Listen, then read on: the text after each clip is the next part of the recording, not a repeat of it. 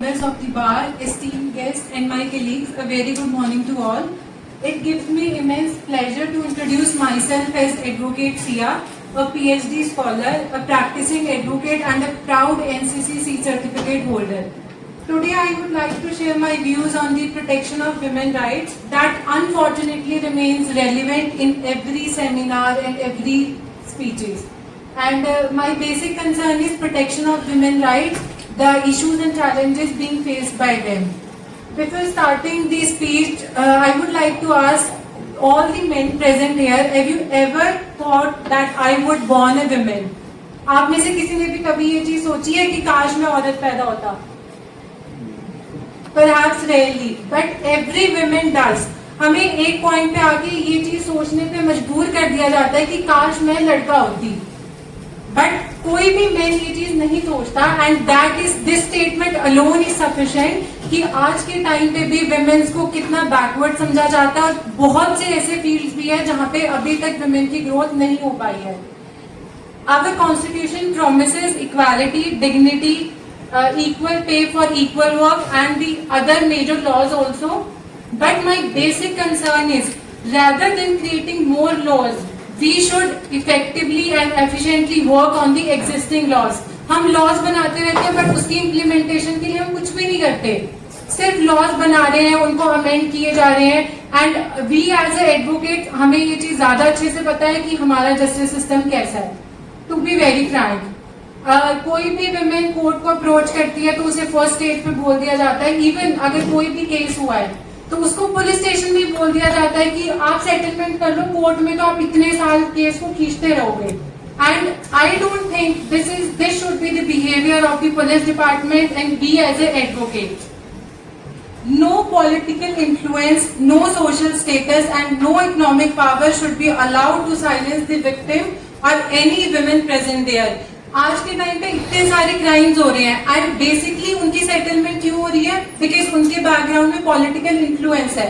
And this is a true fact and I am boldly स्टेटिंग this on this occasion. Major laws protecting women's rights are protection of women from the Domestic Violence Act. But still I believe कि हमारी community में ही Delhi NCR area में सबसे ज्यादा dowry ली जाती है. तो basically बाकी सोसाइटी को ठीक करने से अच्छा पहले हम अपनी ही कम्युनिटी को ठीक करें. हमारे में क्या होता है कि लड़की जितनी पढ़ी है उतनी डाउरी जाएगी, बट ये चीज कैसे जस्टिफाइड है? अगर लड़की पढ़ के जा रही है तो फिर वो अर्न करके भी तो आपकी फैमिली में ही इन्वेस्ट करेगी ना. बट यहाँ पे हमारी सोसाइटी, इवन हमारी कम्युनिटी में डाउरी का बहुत ज्यादा ट्रेंड है. एंड डाउरी प्रोहिबिशन एक्ट सिर्फ एक स्टैट्यूट है, बट आई डोंट थिंक इसको इम्प्लीमेंट किया जाता है. एक रिसेंटली आप सबको पता होगा त्विषा शर्मा केस हुआ था डाउरी का. हम बेसिकली बोलते हैं कि जो क्रिमिनल माइंड होता है वो गरीब लोगों के दिमाग में ये क्रिमिनलिटी आती है, बट उनकी जो मदर इन लॉ थी वो फॉर्मर जस्टिस थी, उनके हस्बैंड जो थे वो एडवोकेट थे. तो हम क्या बता रहे हैं कि हमें राइट्स नहीं पता या लॉज नहीं पता. बट जो ऐसे लोग क्राइम कर रहे हैं, बेसिकली जो हायर सोसाइटी है वो ज्यादा क्राइम कर रही है बिकॉज उनको पुलिस स्टेशन में या फिर जेल्स में उनको वीआईपी ट्रीटमेंट मिल रहा है. And this is a very fact. Next come to the sexual harassment at workplace act followed by the Vishakha versus state of Rajasthan. उसमें एक चीज मैंडेट की गई थी कि हर इंस्टीट्यूशन में एक आईसीसी कमेटी होगी, that is internal complaint committee. But आज के टाइम पे भी इवन हमारे कोर्ट्स में भी आईसीसी नहीं है और विमेन्स को जो है वो हरासमेंट फेस करनी पड़ रही है. And I would like to state कि मैंने ये चीज पर्सनली एडवोकेट से सुनी है जब मैं कोर्ट रूम्स में थी कि ये तो विमेन एडवोकेट है, इनको क्रिमिनल केसेस कौन दे रहा है. एंड आप सब इस चीज से एग्री करते होंगे कि इतना प्रेशर कैसे हैंडल कर पाएगी, बिकॉज विमेन्स को उनकी कैपेबिलिटी से ज्यादा उनके जेंडर से स्टेट किया जाता है. एंड आई डोंट थिंक कि हमारे प्रोफेशन में ही अगर ये चीज हो रही है तो हम बाकियों को क्या हम एक स्टैंडर्ड सेट कर रहे हैं. नेक्स्ट कम दी बीएनएस में बहुत सारे लॉज है regarding rape, sexual assault, sexual harassment and further on. But हमारा जस्टिस सिस्टम का क्या मेन मोटिव होता है कि हम जो है जस्टिस प्रोवाइड करें. रिसेंटली दिल्ली में केस हुआ था 4 ईयर ओल्ड गर्ल का. और उसके जो एक्यूज था उसको within a week bail पे छोड़ दिया गया था because of the political influence. तो हम क्या स्टैंडर्ड सेट कर रहे हैं? हम अभी भी ये चीज डिस्कस कर रहे हैं कि ये चीज अटेम्प्ट में आएगी, ये चीज जो है ये कंप्लीशन में आएगी, बट हम इंटेंशन नहीं देख रहे। और बीएनएस में हर सेक्शन में ये चीज लिखी हुई है कि हमें इंटेंशन देखना है, बट हमारा जुडिशरी सिस्टम इंटेंशन को निग्लेक्ट करके अभी भी ये चीज डिबेट कर रहा है कि क्या चीज अटेम्प्ट में काउंट होगी, क्या चीज कंप्लीशन में काउंट होगी।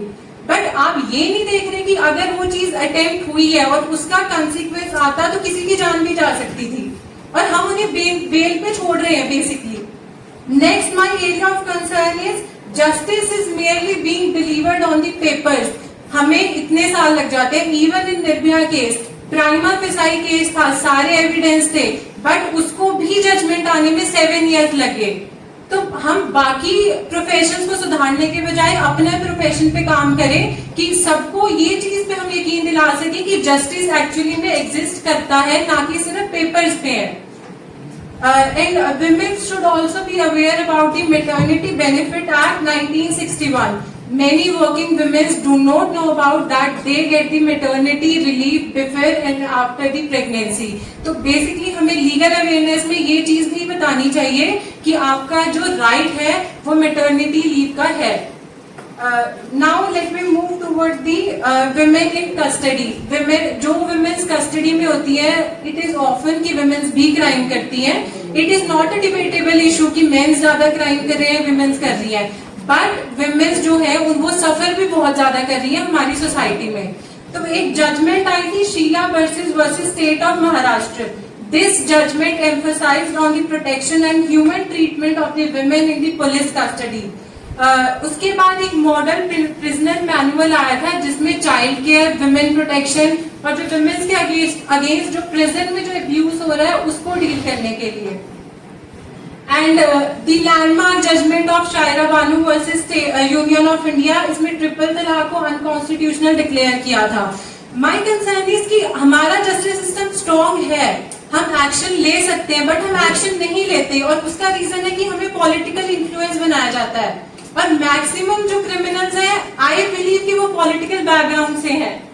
किसी पॉलिटिकल लीडर के जो चिल्ड्रंस हैं उनको सपोर्ट मिल जाती है बाद में, तो डर कहाँ से आएगा सोसाइटी में जब हम किसी के मन में कोई ऐसा लैंडमार्क जजमेंट ही नहीं दे रहे हैं कि पॉलिटिकल कोई पर्सन है, उसके बेटे को हमने आज तक कोई ऐसी डेथ पेनल्टी या लाइफ इम्प्रिजनमेंट नहीं दी है।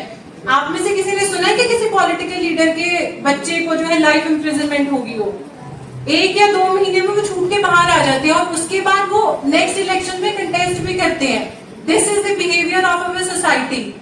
Even now I would like to state that rights of women, they should know there is a first concept about the FIR.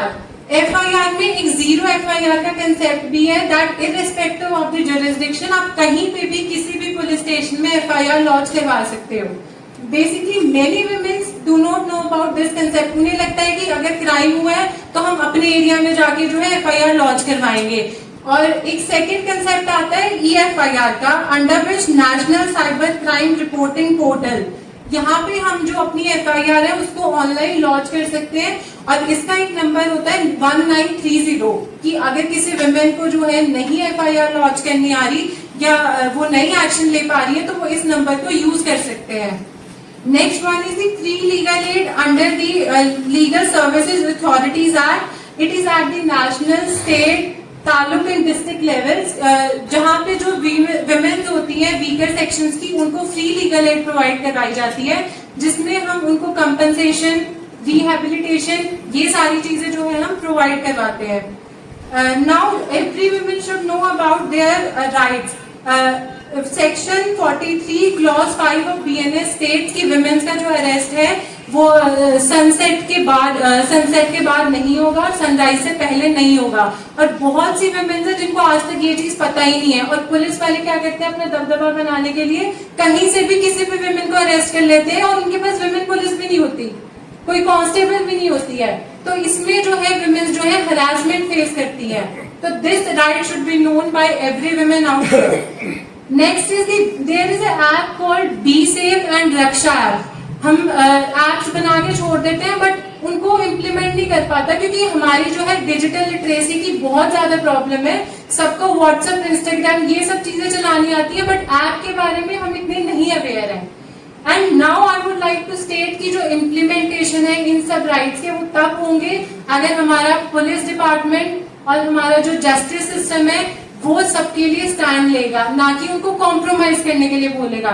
Divorce cases में आई अंडरस्टैंड कि मीडिएशन में भेजते हैं, settlement करवाते हैं, बट सेटलमेंट का कंसेप्ट जो है वो क्रिमिनल मैटर्स में नहीं होना चाहिए according to me. And next is legal awareness. NGO के थ्रू आपको वुमेन्स और चिल्ड्रंस को जो है वो उनके राइट्स के बारे में अवेयर करना चाहिए। And there are many women जो अपना स्टैंड लेती है और उनको उनकी फैमिलीज जो है निकाल देती है घर से कि तुझे ज्यादा चौधरी बनना है तो तू घर से निकल जा और अपनी लड़ाई लड़ती रहे। तो I would like to state in this conference कि ऐसे वुमेन्स के लिए एक शेल्टर होम्स भी होने चाहिए। हम बहुत बड़ी बड़ी बातें करते हैं, बट वुमेन जो है वो अभी तक भी एक पिछड़े वर्ग की तरह है हमारी सोसाइटी में। And the major and the last point, हर स्कूल में हम सब्जेक्ट्स पढ़ाते हैं, हिस्ट्री, जियो, ये एग्जाम क्लियर करने के लिए तो बहुत ज्यादा इंपॉर्टेंट है, बट एक सेल्फ डिफेंस का जो टॉपिक है वो हम एक साइड में रखते हैं कि आपको चूज करना है फिजिकल एजुकेशन में तो आप चूज कर लो, वरना मत करो। मुझे ऐसा लगता है कि राइट्स पता होने चाहिए, बट राइट्स को आप इम्प्लीमेंट कब करोगे, जब आप वहां से जिंदा बचोगे। आप जिंदा ही नहीं बच पाओगे, खुद को बचा के सेल्फ डिफेंस नहीं करोगे तो उस चीज से कोई फायदा ही नहीं होगा। तो I would like to state कि हर स्कूल में बेसिक लेवल से, even irrespective of the gender, हर किसी के लिए जो है सेल्फ डिफेंस का प्रोविजन होना चाहिए। There are many units such as CAW, Crime Against Women units, NCW, National Commission for Women. Those basically deals with the women in the sensitive issues such as sexual harassment, dowry and rape cases. And I strongly believe a society should not ask a woman to adjust to injustice. It should ask why injustice exists and why do the offenders feel same. हमारी society में victim ज्यादा डरता है। हम being a women या being a main हमें ज्यादा डर लगता है, और जो ऑफेंडर्स हैं, जो क्रिमिनल है, जैसे अवाना सर ने बोला था कि जो क्रिमिनल्स हैं वो राइट्स को और लॉज को लेके ज्यादा अवेयर है।